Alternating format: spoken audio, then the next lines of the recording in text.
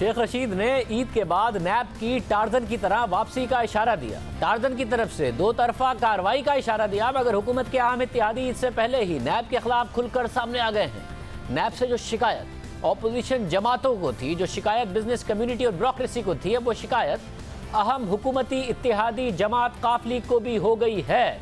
मगर शिकायत के साथ साथ जो बात की गई है वो बहुत अग्रेसिव है। काफ लीग को शिकायत है कि नैब ने अचानक से 19 साल पुराने केस की फाइल खोल दी है, जिसके खिलाफ चौधरी बिरादरान ने लाहौर हाई कोर्ट में दरख्वास्त दायर कर दी है। चौधरी बिरादरान की दरख्वास्त के मुताबिक बदकिस्मती से पाकिस्तान की तारीख में एहतसाब के कानून को सियासी इंतकाम के लिए गलत इस्तेमाल किया गया। सन 2000 में चेयरमैन नैब ने दरख्वास्त गुजारों के खिलाफ तहकीकात की मंजूरी दी थी और उन पर इख्तियारात से तजावुज़ और आमदनी से ज़ायद असासों का इल्ज़ाम लगाया।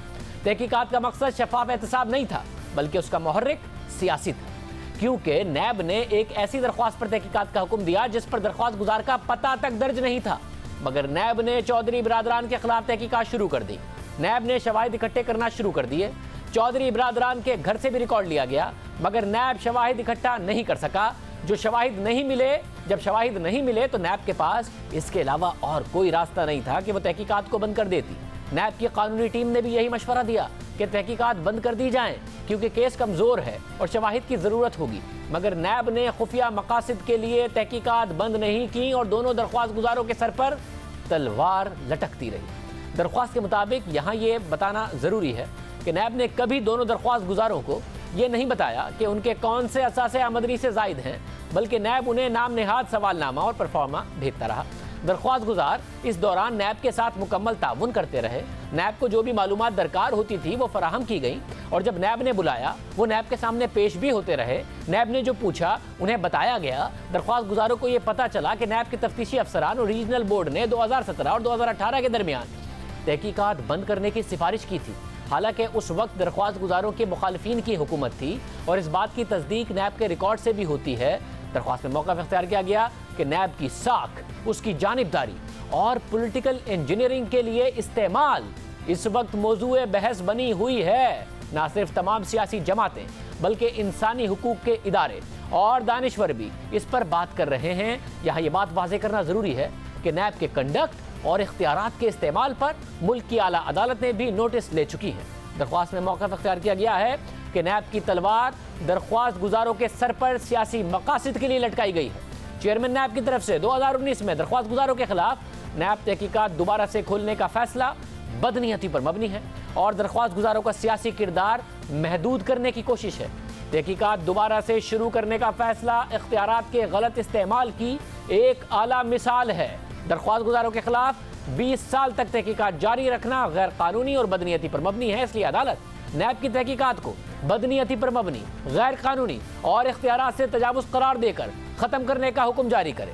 दरख्वास्त में चौधरी बिरादरान ने मौका इख्तियार किया है कि चेयरमैन नैब को 19 साल पुराने और बंद की जाने वाली इंक्वायरी दोबारा खोलने का इख्तियार नहीं। इस दरख्वास्त पर हमने नैब का मौक़िफ़ मालूम किया तो नैब ने मौक़िफ़ इख्तियार किया कि दरख्वास्त अदालत में दायर की गई है। नैब अपना मौक़िफ़ भी अदालत में देगा।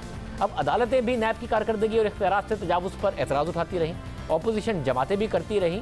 अब हुकूमत के अपने इत्तेहादी उस एतराज़ को और उस तनकीद को अपनी दरख्वास्त में कोट कर रहे हैं जो ऑपोजिशन ने किया, साथ ही सियासी इंजीनियरिंग का हवाला दे रहे हैं। और ये बात इस हवाले से साबिक चीफ जस्टिस आसिफ सईद खोसा ने की थी। पॉलिटिकल इंजीनियरिंग के हवाले से उन्होंने कहा था गुज़िश्ता साल 11 सितंबर को, उस वक्त के चीफ जस्टिस आसिफ सईद खोसा ने कहा था कि हम बतौर इदारा इस तासुर को बहुत ख़तरनाक समझते हैं कि मुल्क में जारी एहतसाब सियासी इंजीनियरिंग है और इस तासुर के ख़ात्मे के लिए फौरी इक़दामात की ज़रूरत है ताकि ये अमल अपनी साख ना खोए।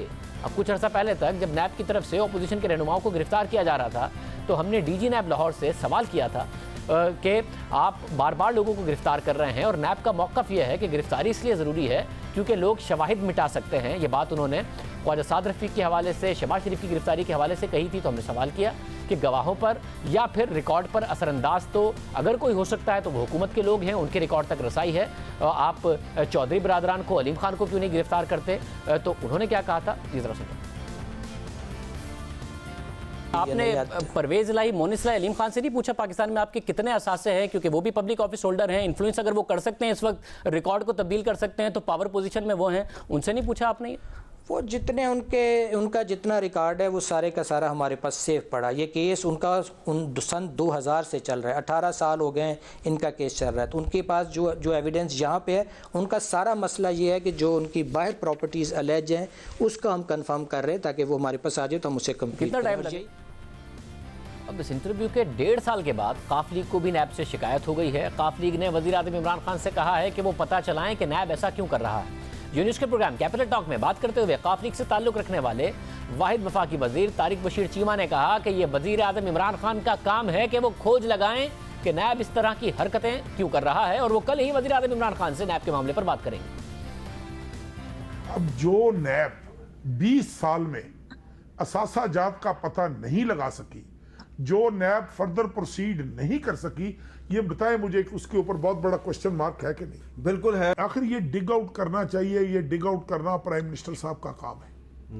उनको डिग आउट करना चाहिए कि नैब इस तरह की हरकतें क्यों कर रहा है। तो आप प्राइम मिनिस्टर से बात क्यों नहीं करते? हम जरूर करेंगे, एक इत्तेहादी होने के नाते मैं कोशिश करूंगा कि मैं सुबह ही उनकी खिदमत में गोश गुजार करूं कि जनाब ये क्या हो रहा है, क्योंकि हम तो उन लोगों में से हैं कि अगर प्राइम मिनिस्टर आपको कह देंगे कि नैब एक इंडिपेंडेंट इदारा है, फिर क्या कहेंगे आप? फिर इंडिपेंडेंट इदारा है ना, तो फिर इंडिपेंडेंट इदारे के खिलाफ तो अब हमारे पास कोई और रास्ता है कि हम अदालत आलिया का दरवाजा खटखटाएं? अच्छा, लेकिन कोई रास्ता है? प्रोग्राम के दौरान तारिक बशीर चीमा को नून लीग के रहनुमा हसन इकबाल ने एक मशवरा भी दिया, जिस पर उन्होंने क्या जवाब दिया, सुनिए। एक रास्ता है हामिद मीर साहब, मैं इन्हें बता सकता हूँ जी। बताएं जी। वो रास्ता ये है कि ये प्राइम मिनिस्टर साहब को सुबह जाके मिलेंगे तो उनको ये बताएं कि हम पंजाब में आपकी हुकूमत से अलहदा हो रहे हैं, देखिए किस तरह सब कुछ ठीक हो जाएगा। वो एहसन इकबाल साहब, गुजारिश ये है कि वो आप मुझसे, मेरे जितना आप जानते हो चौधरी साहबान को, मीर साहब आप भी जानते हो, वो इतने एक वफादार आदमी हैं कि ना उन्होंने ये बात करनी है ना उनसे ये बात होनी है, इसलिए कि उनकी सियासत बड़ी क्लियर है, सामने है। एहसन इकबाल साहब को भी बिल्कुल मुकम्मल आगाही है इस बात से। अलबत्ता एहसन भाई एक मिनट, एहसन भाई अलबत्ता देखें, हमारे लिए ये हुकूमत के लिए लम्हा फिक्रिया होगा कि या तो वो डिग आउट करे कि क्या नैब की इंक्वायरी सही है कि गलत है। अगर उसकी इंक्वायरी सही है तो we must face the music. अगर हमने पैसा लूटा है, अगर हमने कोई बदमाशी किया तो हम क्यों ना फेस करें उसको यार, फेस करना चाहिए। लेकिन अगर हमारी क़यादत के साथ या किसी की सिर्फ, जिस तरह अभी एहसन साहब भी फरमा रहे थे, खट्टर साहब ने भी फरमाया, किसी को टारगेट करके उसकी इज्जत खराब करने की कोशिश की जाए, तो ये तो एहसन साहब कह रहे हैं ना कि मैं जाकर सुबह उन्हें कहूँ कि हम पंजाब से अलहदा हो रहे हैं।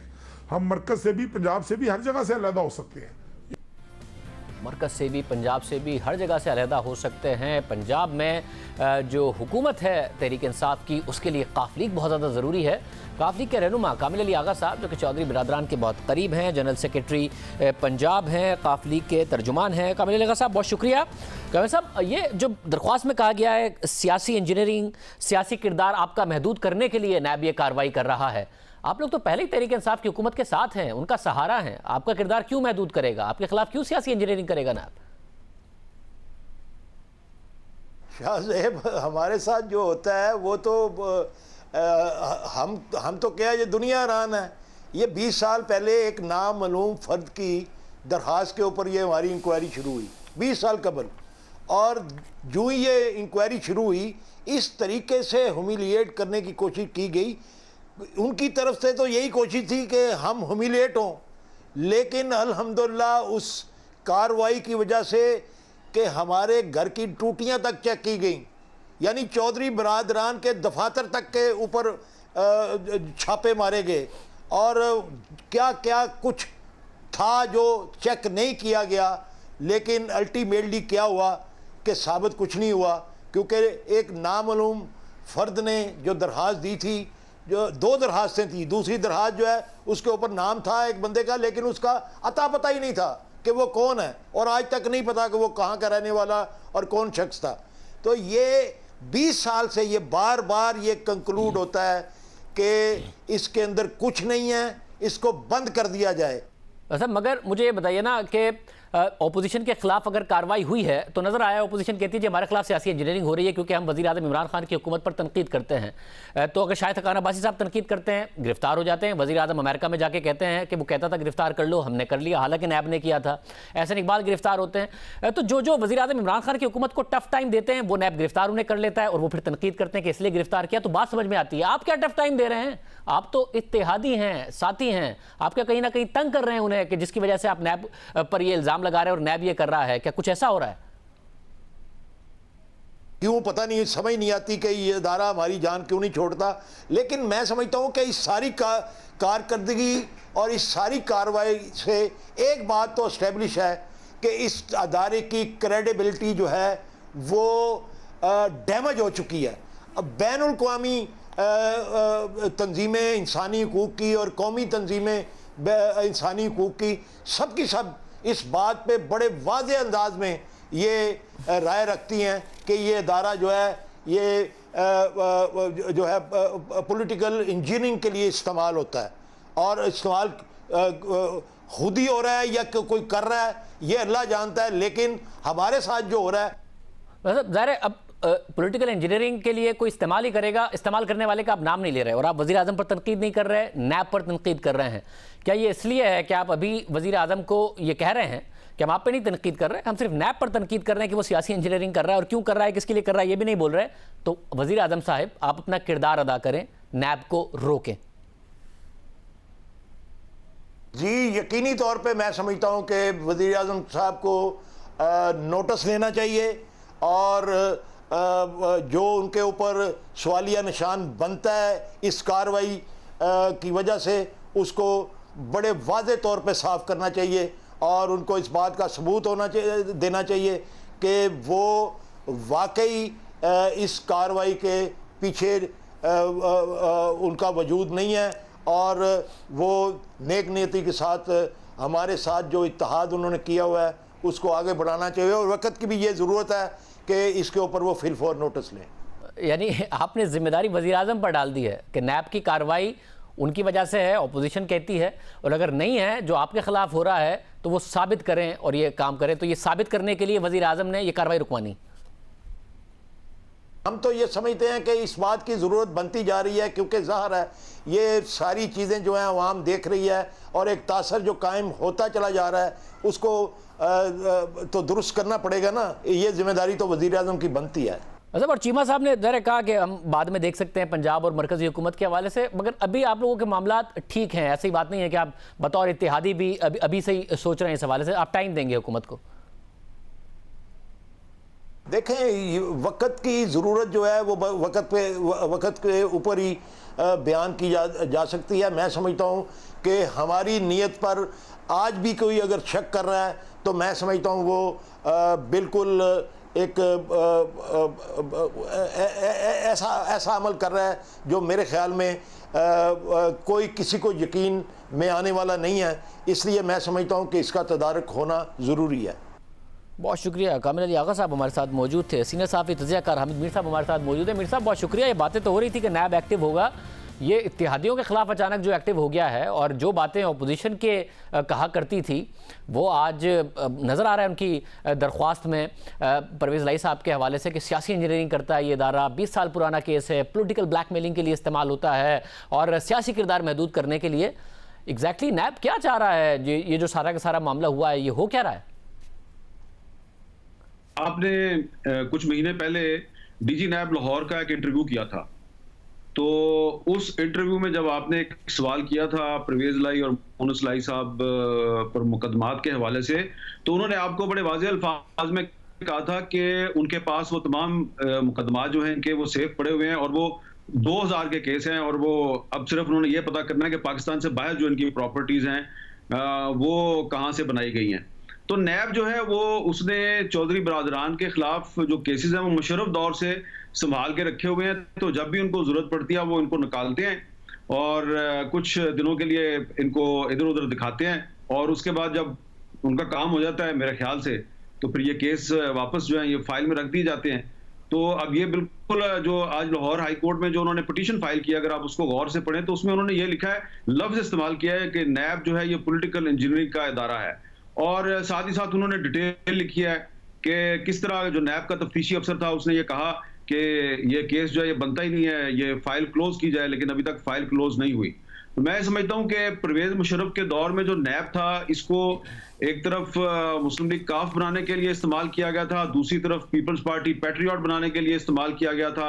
और बज़ाहिर उस वक्त जो चौधरी बरादरान थे, कुछ अरसे तक परवेज मुशर्रफ के दौर में जो नैब थी उसने इनको विक्टिमाइज किया, लेकिन फिर इनके खिलाफ उनको कोई सबूत वगैरह नहीं मिला। कुछ इनके भी इख्तिलाफात थे मुस्लिम लीग नून के साथ, लिहाजा इन्होंने मुनासिब समझा कि मुशर्रफ साहब के साथ चलेंगे, फिर ये मुशर्रफ साहब के साथ चले गए। उसके बाद फिर जब पीपल्स पार्टी का दौर आया तो कुछ अरसा पीपल्स पार्टी के साथ इनके मामला ठीक नहीं थे, फिर ये पीपल्स पार्टी के साथ भी हुकूमत में शामिल हो गए।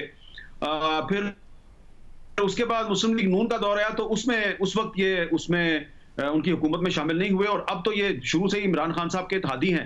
तो आप ये देखें, जो मुस्लिम लीग काफ के जो बहुत से रहनुमा जो प्राइवेटली बात कर रहे हैं वो यही है, अभी तक उन्होंने ऑफ द रिकॉर्ड ये बात नहीं की, प्राइवेटली वो यही बात कर रहे हैं कि दरअसल वजीर आजम इमरान खान इनसे नाराज हैं और नैब का जो इदारा है उस पर असल कंट्रोल जो है वो वजीर आजम इमरान खान साहब का है।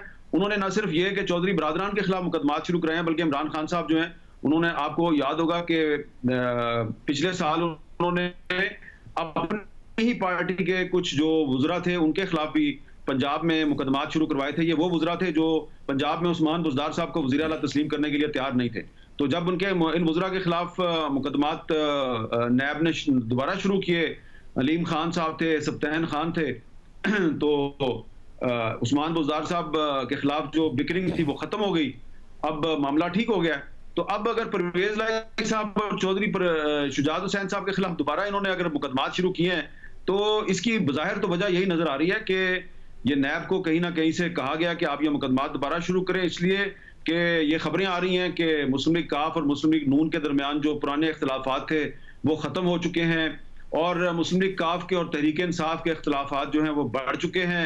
अब आप देखें ना कि कुछ अर्सा पहले तक जो मुस्लिम लीग काफ के साथ तहरीक इंसाफ के मामला तय करने वाली जो कमेटी थी उसके सरबराह जो है वो जहांगीर तरीन थे, और फिर उनको हटा दिया गया। तो पहले जहांगीर तरीन साहब को उस कमेटी से हटाया गया, और अब तो बराह रास्त चौधरी बरादरान के साथ ही जो है वो एक इख्तिलाफ शुरू हो गया है। तो आज उनकी पार्टी के जो वजीर हैं तारिक बशीर चीमा साहब, उन्होंने खुलकर जो बातें की हैं, उन्होंने तो ये कहा है कि अगर हमारी सेल्फ रिस्पेक्ट का, हमारी इज्जत नफ्स का ख्याल नहीं किया जाएगा तो हम ना सिर्फ पंजाब से बल्कि वफाकी हुकूमत से भी मुस्तफी हो सकते हैं। तो मैं समझता हूँ कि कोई ना कोई चौधरी बरादरान को कोई एक टफ मैसेज देने की कोशिश कर रहा है, और उनका ख्याल है कि जिस तरह माजी में चौधरी बरादरान के खिलाफ नैब के जरिए कुछ मुकदमात दोबारा खोलकर तो उनको राम कर लिया गया था, तो शायद इस दफा भी वो राम हो जाएं। लेकिन मुझे लगता है कि इस दफा शायद गलत शॉट खेली गई है और इसका फायदा कम और नुकसान ज्यादा होगा। हामिद साहब, एक और बात कही जा रही है, वज़ीर शेख रशीद साहब की तरफ से कहा गया कि ईद के बाद नैब बतौर टार्जन उसकी वापसी होगी और दो तरफा कार्रवाइयाँ होंगी। अभी इससे पहले ही परवेज लाई साहब ने नैब के हवाले से ये बात कर दी है सियासी इंजीनियरिंग वाली, मगर ये जो शेख रशीद साहब बात कर रहे हैं कि दो तरफा कार्रवाइयाँ होंगी, ये बात पहले भी हुई है मगर फिर प्रैक्टिकली हुआ नहीं ऐसा। चेयरमैन नैब ने जावेद चौधरी साहब के साथ जो इंटरव्यू का मामला है उसमें कहा था फिरदौस आशिक ऐवान, हेलीकॉप्टर केस और परवेज खटक, इन सब के खिलाफ कार्रवाई होगी, केस तैयार है, इन सबको जवाब देना होगा। फिर उनकी वीडियो चली ताहिर खान साहब के टीवी चैनल पर जो कि वज़ीर आज़म के मामले खुसूसी थे, और वो फिर केसेस का कुछ नहीं हुआ। फिर एक दफ़ा उन्होंने तकरीर की कुछ अरसे बाद, उन्होंने कहा कि अब हवाओं का रुख बदल रहा है और दो तरफा हवाएं चलेंगी, हवाओं का रुख बदल रहा है। एक हफ्ते बाद वो अपने बयान से बदल गए, हवाओं का रुख नहीं बदला। अब शेख रशीद साहब ये बात कर रहे हैं, तो क्या वाकई कुछ होगा, कोई टार्जन की दो तरफा वापसी होगी? अब तो इत्तेहादी कह रहे हैं, आप सियासी इंजीनियरिंग करते हैं, जो कुछ चीफ जस्टिस ने कहा था, जो कुछ ओपोजिशन कहती थी, अब इत्तेहादी कहने लगे हैं नैब के बारे में। देखिए, अब ये बात तो शेख रशीद साहब कर रहे हैं ना बार बार, और शेख रशीद साहब कह रहे हैं कि ईद के बाद नैब टार्जन बन जाएगी, और वो ये दावा भी कर रहे हैं कि ये मेरी जो भी गुफ्तगू है, ये मैं वज़ीर आज़म इमरान खान साहब से मेरी बातें हुई हैं, वो उनका हवाला भी देते हैं। तो अब ये उनका दावा है, तो अगर उनकी बात को हम दुरुस्त तस्लीम कर लें कि ईद के बाद वाकई नैब जो है वो दो तरफा टार्जन का किरदार अदा करेगा, तो इसका मतलब साफ साफ मुझे यही नजर आ रहा है कि एक तरफ तो शहबाज शरीफ साहब को गिरफ्तार कर लिया जाएगा, मुस्लिम लीग नून के कुछ और रहनुमाओं को गिरफ्तार किया जाएगा, दूसरी तरफ जहांगीर तरीन साहब के खिलाफ जो इंक्वायरी, और इसी तरफ चौधरी शुजात हुसैन और चौधरी परवेज लाई जो हैं ये उनकी तरफ भी नैब जो है वो बढ़ेगी। अब इसमें यह जरूरी नहीं है, देखें अब तो सारी दुनिया को पता है कि नैब ने जब किसी को गिरफ्तार करना होता है तो उसके लिए जरूरी नहीं है कि उसने कोई करप्शन की हो या उसके खिलाफ कोई मुकदमा हो। आपके सामने है, मीर शकील उर रहमान साहब के खिलाफ कोई मुकदमा नहीं है, कोई रेफरेंस नहीं है, लेकिन वो पिछले 50-55 दिन से नैब की हिरासत में है और अब उनको जेल भेज दिया गया। ये इसी तरह शाहिद हक्कान अब्बासी के साथ हुआ, इसी तरह एहसन इकबाल के साथ हुआ। तो ये मुझे लगता है कि अब इसी तरह ये जहांगीर तरीन के साथ और चौधरी बरादरान के साथ करेंगे। और प्राइवेटली जो मुस्लिम लीग काफ के रहनुमा जो बात कर रहे हैं, मैंने उनसे पूछा कि ये बताइए कि ये आज आप हाई कोर्ट में क्यों चले गए और आपने पिटीशन क्यों फाइल कर दी। उन्होंने कहा जी कि अगर हम हाई कोर्ट में ना जाते तो ये हमारे खिलाफ एक बहुत बड़ा खामोशी के साथ एक मंसूबा बना रहे थे, हमें कोई ये एक सरप्राइज देना चाह रहे थे, लेकिन हमने इनके सरप्राइज को काउंटर किया है। तो ऐसा लग रहा है कि हुकूमत के अंदर मुख्तलिफ इंटरेस्ट ग्रुप जो है वो एक दूसरे के खिलाफ साफारा हो चुके हैं। जहांगीर तरीन साहब जो है उनके खिलाफ जो 25 अप्रैल तक एक रिपोर्ट सामने लाने का दावा किया था, वजीर आज़म इमरान खान साहब ने ट्वीट किया था, वो दावा पूरा नहीं हो सका। उसमें अब ऐसा लग रहा है कि जी जो इंक्वायरी कर रही थी टीम, उसमें FIA के कुछ अफराद जो हैं वो बीमार हो गए हैं और 2-3 हफ्ते और मजीद डिले हो गई है। जाहिर बात है जहांगीर तरीन साहब जो हैं वो भी काफी इन्फ्लुएंशियल आदमी है और अब चौधरी बरादरान के ऊपर हालांकि कोशिश की गई है वो हाई कोर्ट, लेकिन यही है नैब जो है बाई हुक एंड क्रुक, कोई उनके पास सबूत हो ना हो, कोई मुकदमा हो ना हो, वो किसी की ख्वाहिश पर लब्बैक कहते हुए हर सूरत में उसको सबक सिखाना है तो नैब जो है वो सबक सिखाएगा। क्योंकि नैब तो परवेज मुशर्रफ के दौर से ही यही काम कर रहा है कि जो हुक्मरान वक्त वो करना बाजू मरोड़ना चाहता है तो नैब के जरिए मरोड़ता है और नैब ये बासने खूबी सरंजाम दे रही है पिछले 20 साल से। बहुत शुक्रिया। आमिर मीर साहब हमारे साथ मौजूद थे। एहतसाब के नाम पर तहरीक इंसाफ की हुकूमत आई थी और अब जब से तहरीक इंसाफ की हुकूमत आई है, पहले अदालत ने, अपोजिशन और अब इत्तेहादी भी कह रहे हैं कि जो एहतसाब का इदारा है वो सियासी इंजीनियरिंग के लिए इस्तेमाल होता है।